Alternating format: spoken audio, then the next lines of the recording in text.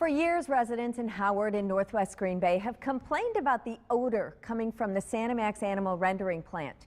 This morning, Fox 11 Investigates uncovers a new effort aimed at forcing the company to get rid of the stench. Mark Leland has been looking into this for months, and he joins us this morning with the very latest. Good morning, Mark. Good morning to you, Rachel. You know, state laws offer no relief for residents, actually, that are unhappy with the odor emitted from Sanimax in the village of Howard. And Brown County earlier just this year voted down a push to beef up its odor ordinance. Now neighbors are joining forces with the Milwaukee law firm looking to force the animal rendering plant to clear the air. Normally, a big company like Sanimax would operate quietly, tucked away in an industrial park off the highway. The road in front of the animal rendering plant doesn't get a lot of regular traffic, but Sanimax does stand out, and not in a good way. I don't see it, I smell it, and so do my constituents. Brown County Board Supervisor Pat Evans is talking about the stench that often permeates from the Sanimax plant in the village of Howard.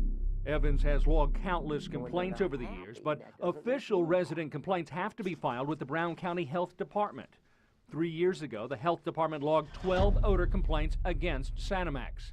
In 2012, the number grew to 51, and last year, it climbed to 75 complaints. One morning, I walked out of the house to the car and I went, oh my God. Robert Hessen is one of the many to file a formal complaint. He says the foul odor coming from Sanimax is a constant issue. Can you describe, the intensity of it? Wet dog food. There's some mornings that you can, it smells like sticking your head in a bag of dog food. We've deployed $2.6 million in capital infrastructure improvements in the recent years. Brown County officials are given periodic updates by Sanimax officials on progress to clear the air of noxious odors. But the county has done nothing to demand change, other than to issue 2 citations last year under the county's nuisance ordinance. Public nuisance ordinance. Public nuisance is like nothing. I think they are making efforts. The question is, 1, are they the right ones? And 2, are they enough? Residents say no. And now, with the help of a Milwaukee law firm, have filed a class action civil suit against Sanimax for allowing or failing to correct the odor problem. If your private property rights are being affected by the actions of another, in this case Sanimax, for this release of this order, you don't have to stand around and wait for government action to take place. You can be active yourself, and that's what we're doing.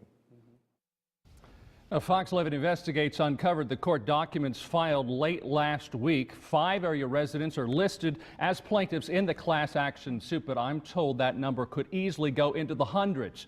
Sanimax has repeatedly denied our request to talk about the odor issue.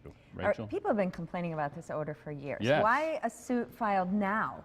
You know, this particular law firm in Milwaukee, they actually sent out a questionnaire to property owners back in May, hundreds of them, to gauge the extent of the odor problem. And hundreds of people filled it out, mailed it back, and told them the problem has only gotten worse. We do know, certainly, the number of complaints has increased over the years. And why hasn't the state or the county done more to force the company to control the odor? Well, you'd think something would be done. The state, though, says we're going to leave it up to the local municipalities to take care of this. And county supervisors in Brown County have been reluctant to push Sanimax.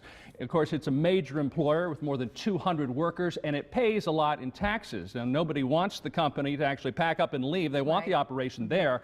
They just want that smell gone, and that's what this civil lawsuit hopes to accomplish. All right, and we can all learn more about this story in Mark's full report. Fox 11 Investigates tonight, and Fox 11 News at 5.